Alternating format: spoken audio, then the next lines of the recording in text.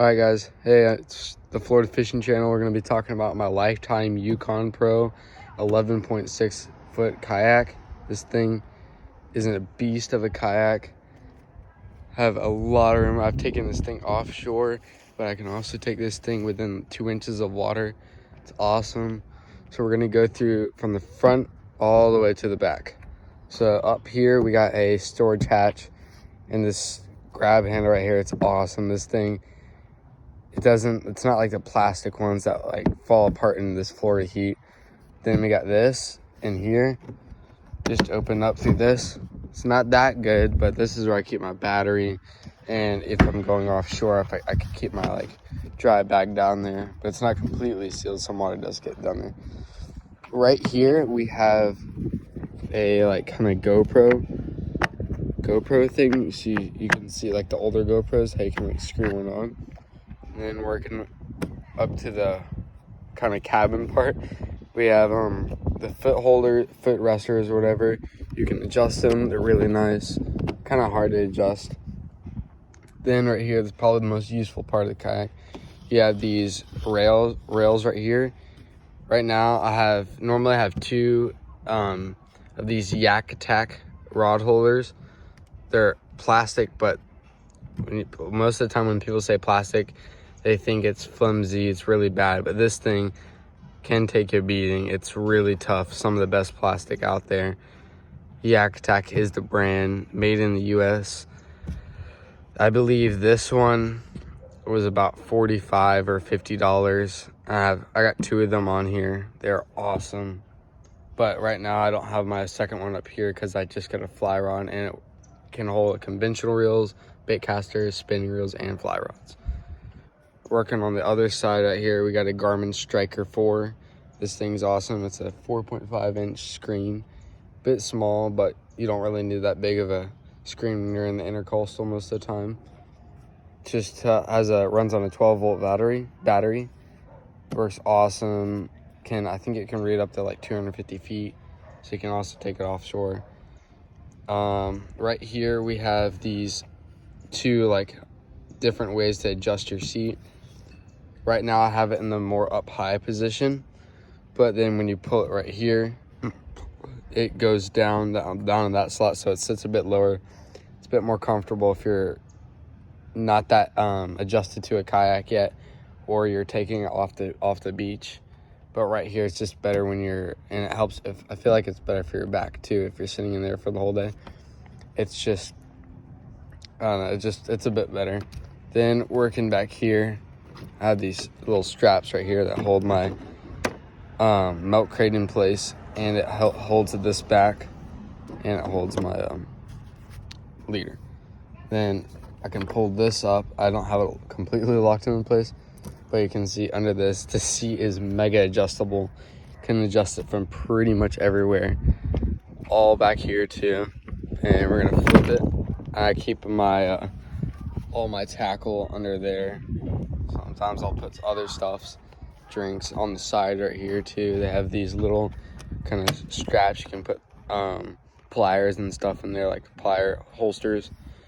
Then working right here, this is one of my favorite like homemade things I did. It's older. I found this in my garage, but it's one of those like bike bags that you put under your bike. But I just put it on here to hold my phone, because it's not like it's gonna get destroyed when we're in the intercoastal, and hold like if I have AirPods or I don't know, something like that.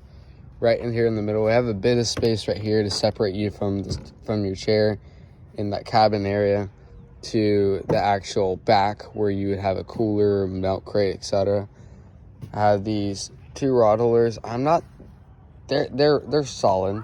They're solid for compared to like Pelican ones. This is a solid one, but it's just if you're going for tarpon and that kind of stuff, what I have done on this kayak, I don't know if you can tell, but the whole thing is flexing right there. But a lot of the ones, when you get to like the better brands of like Hobie and that kind of stuff, they're like reinforced. They're way better.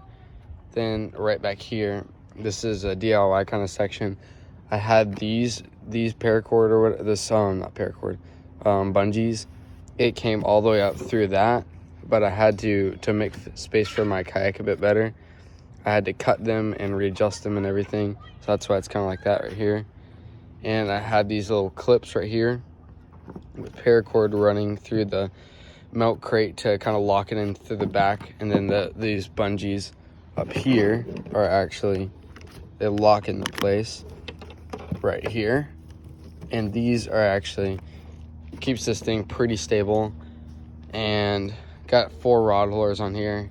You can put probably a couple more. And this is where I just got to. This is my other Yak Attack rod holder. I kind of have it wedged inside of the milk crate. So now I can keep my fly rod back here and not have to keep it up here where I'm going to be casting.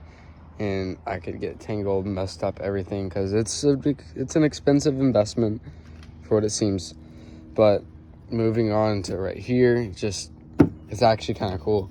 I have one of those dog food holders. I got this, I think, for $40 or $45 at Tractor Supply Co. It's actually a dog food container, but it holds a lot more bait in there. It's awesome, and it's water. If you want to put stuff, if you're going offshore, it's also actually watertight, and it does have a rubber seal in there.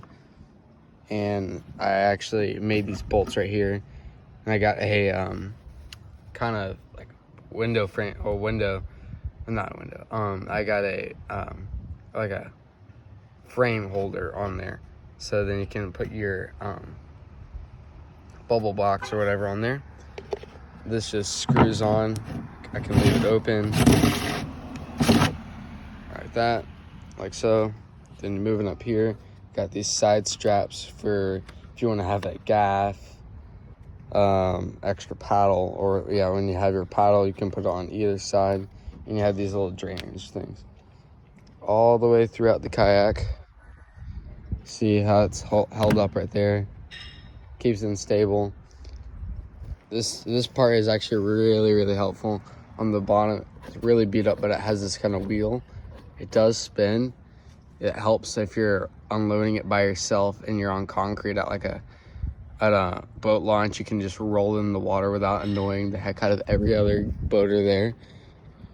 But that is my lifetime Yukon Pro kayak review. I will be selling this thing, so if you guys are interested, I'm selling it, I think, for about $950 with everything on this kayak. Garmin, rod holders, battery, milk crate, bucket, everything besides the rods. Selling it for about $950. Price is negotiable. Reach out to me if you guys are interested. Let's get it. See you guys out there.